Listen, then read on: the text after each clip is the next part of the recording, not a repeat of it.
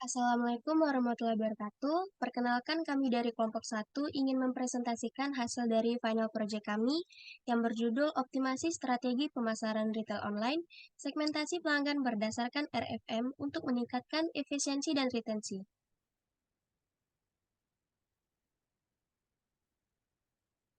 Business Understanding. Crazybox adalah sebuah platform retail online Inggris berawal fokus menjual jam tangan dan koleksi. Namun, seiring berjalannya waktu, mulai berkembang dengan produk hadiah yang inovatif. Crazybox menjadi destinasi utama dalam mencari hadiah unik dengan produk kreatif dan personalisasi untuk berbagai perayaan.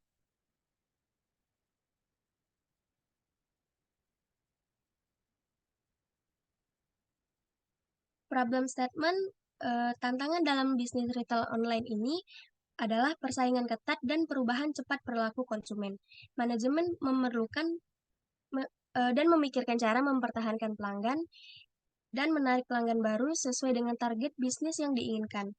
Tim kami berkolaborasi untuk menciptakan inovasi yang akan memberikan dukungan bagi tim pemasaran dalam mengidentifikasi dengan lebih presisi target pasar yang diinginkan. Lalu, manfaat lingkungan dan bisnis.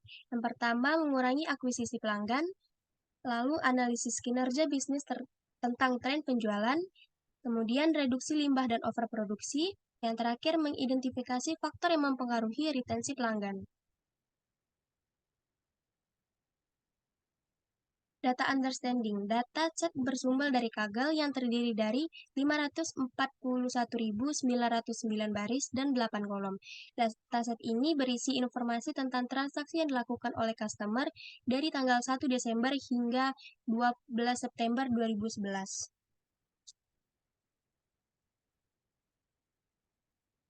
Data preparation yang dilakukan adalah yang pertama handling missing value.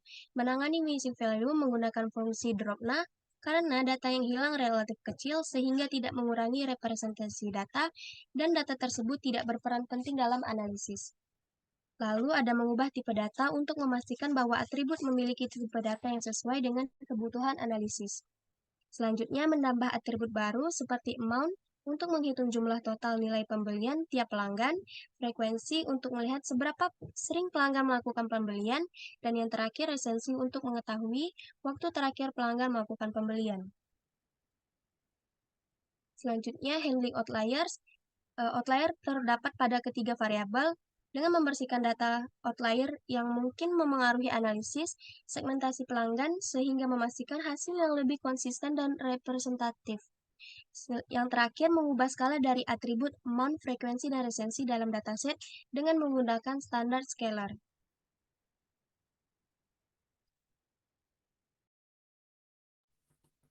Selanjutnya merupakan tahap exploratory data analysis. Untuk gambar yang di sebelah kiri merupakan hasil dari histogram yang menunjukkan bahwa pada klaster ke-0 merupakan klaster yang tertinggi dengan hasil yaitu 3.530. Untuk klaster yang kedua yaitu klaster 1 dengan hasil 661 dan klaster yang terakhir yaitu klaster yang kedua dengan hasil 102. Untuk gambar yang di sebelah kanan merupakan gambar korelasi dari adanya antara tabel amount, frekuensi, dan resensi.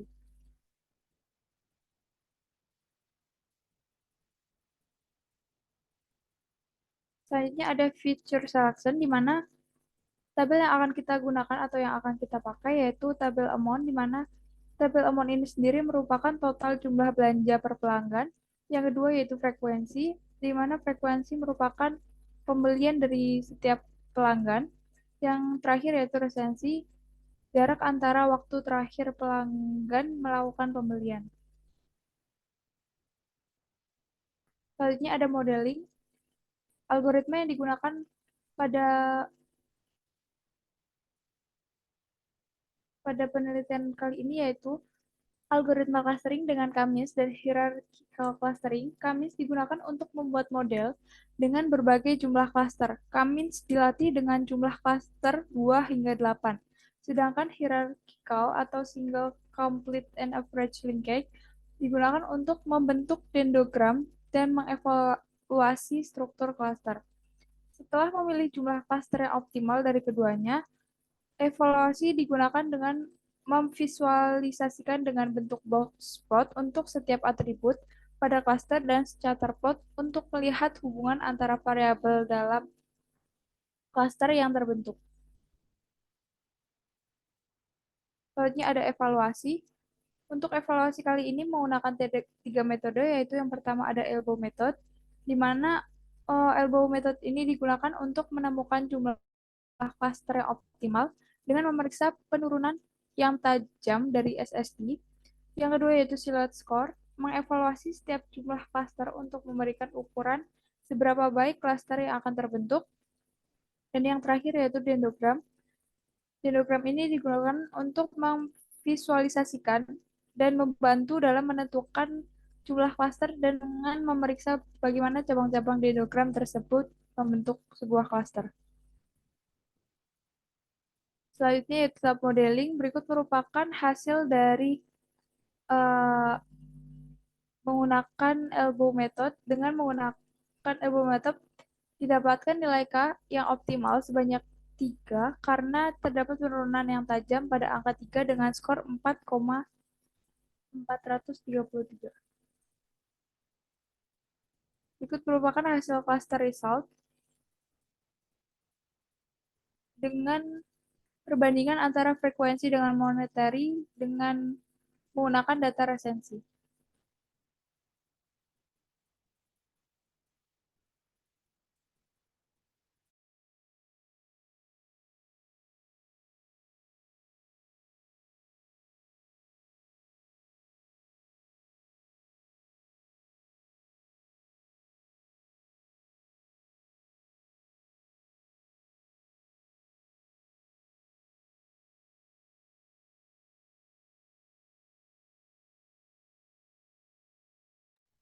Berikut merupakan hasil cluster dengan menggunakan nilai amount untuk pelanggan bernilai tinggi yaitu 1.056.943,26.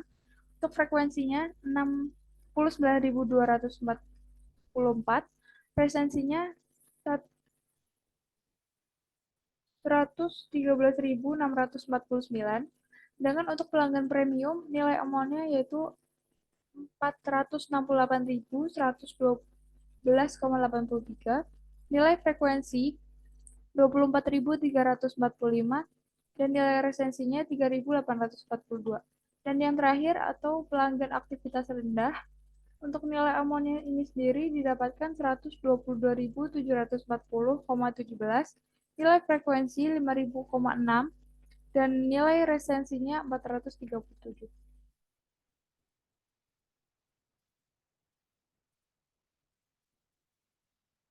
Selanjutnya yaitu 3 klaster pelanggan bernilai tinggi, yaitu klaster 0 adalah pelanggan yang sangat aktif, sering berbelanja dengan jumlah kecil namun frekuensinya tinggi.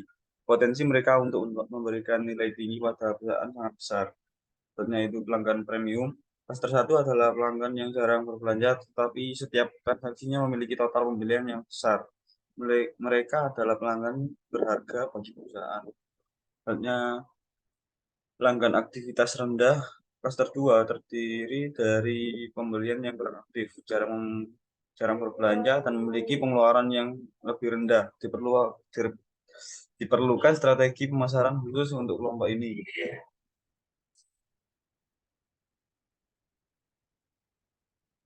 Next.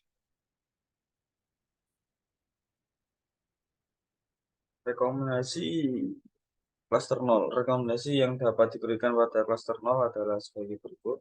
1. Program loyalty berbasis frekuensi. Pada klaster ini cenderung berbelanja lebih sering meskipun dalam jumlah yang lebih kecil. Program loyalitas yang memberikan reward berdasarkan frekuensi pembelian bisa menarik minta mereka agar tetap loyal. Yang kedua, promo spesifik untuk produk populer. Pada klaster ini, pelanggan berbelanja secara reguler, memberikan promosi diskon atau penawaran spesial lainnya terhadap produk atau kategori yang sering mereka beli. Selanjutnya, rekomendasi yang dapat diberikan pada klaster 1 adalah sebagai berikut. Program VIP. Pelanggan pada klaster ini merupakan pelanggan dengan nilai pembelian tinggi. Program VIP dengan akses eksklusif untuk pembelian tertentu akan menjadi daya tarik bagi mereka. Yang kedua, personalisasi layanan. Pelanggan pada klaster ini memiliki frekuensi pembelian tinggi. Personalisasi layanan atau penawaran eksklusif berdasarkan preferensi pembelian mereka bisa mempertahankan loyalitas. Rekomendasi yang dapat diberikan pada klaster 2 adalah sebagai berikut. Voucher diskon. Pelanggan cenderung berbelanja dalam jumlah kecil dan jarang. Memberikan promosi berupa voucher diskon pada pembelian berikutnya dapat meningkatkan minat dari pelanggan tersebut.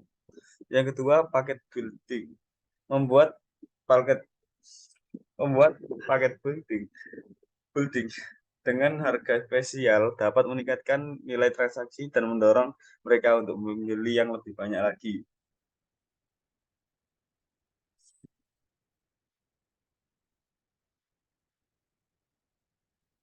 Selanjutnya yaitu kesimpulan.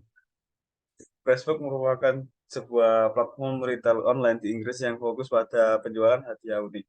Dataset didapat dari Google dengan jumlah baris sebesar 500.909 dan terdapat 8 kolom.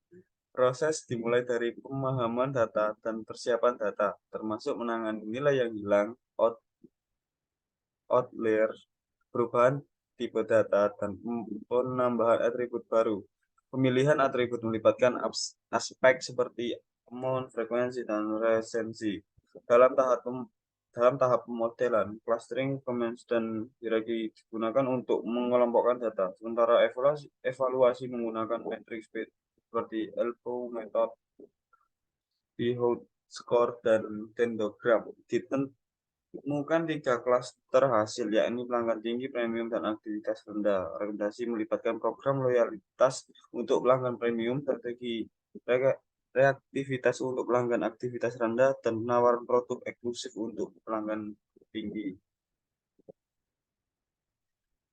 Berikutnya yaitu gambar dari dashboard online retail. Ya, seperti ini.